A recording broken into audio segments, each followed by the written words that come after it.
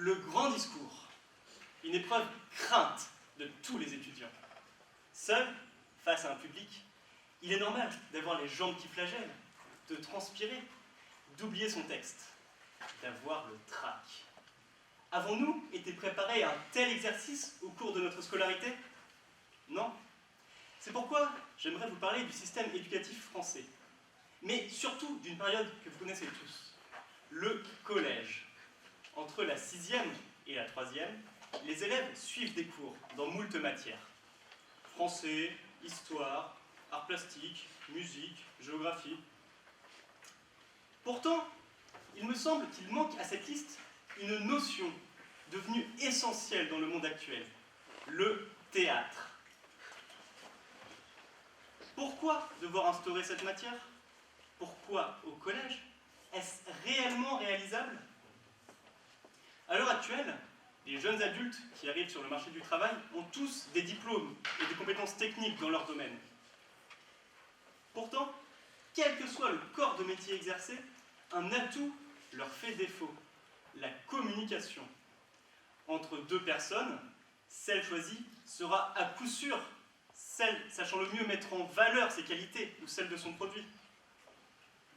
Or, il n'existe aucune formation dans ce domaine obligatoire avant le bac. Ainsi, apprendre à articuler, à respirer, à travailler en groupe, à s'exprimer en public sera indispensable, que l'on soit boxeur, voleur, chauffeur, docteur, serviteur, dresseur de lion. En plus de développer des techniques dans un but professionnel, le théâtre a des vertus sur un plan personnel, notamment pour la confiance en soi.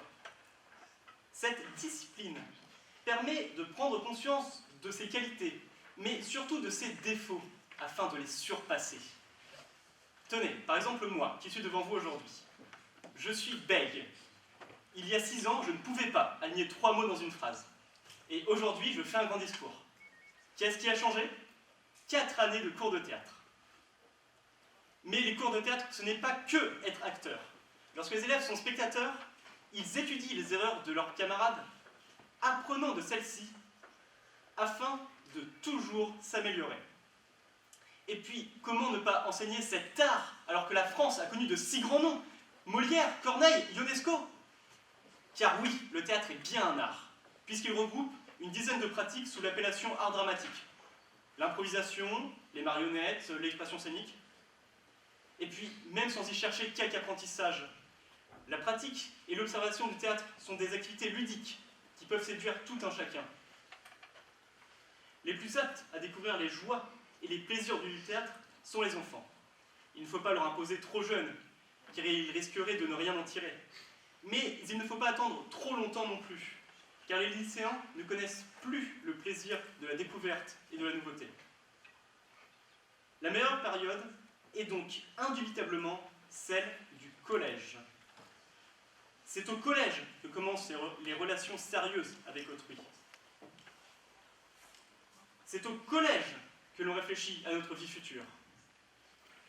C'est au collège que l'on comprend l'intérêt de l'apprentissage de connaissances.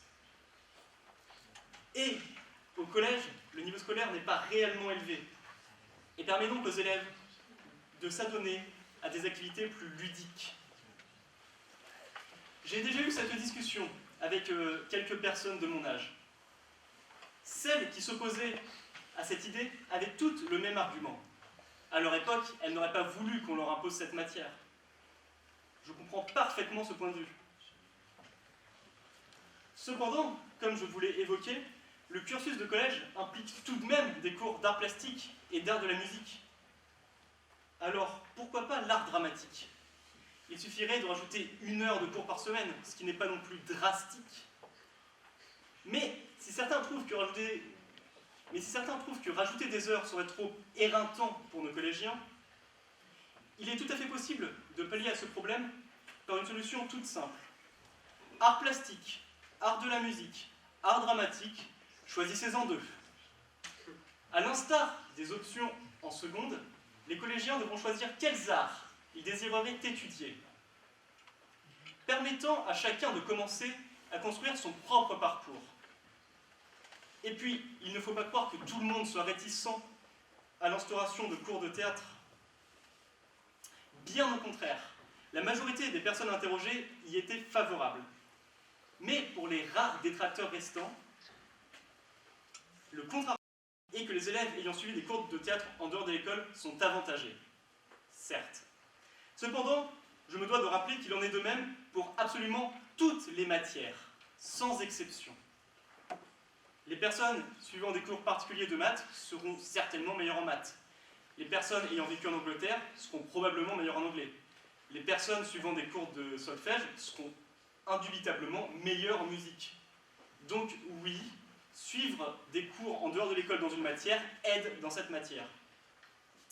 Mais la grande nuance est que même quelqu'un n'ayant jamais fait de théâtre de sa vie peut se révéler un bon acteur, un bon orateur, un bon metteur en scène, ce qui est loin d'être vrai dans les autres matières.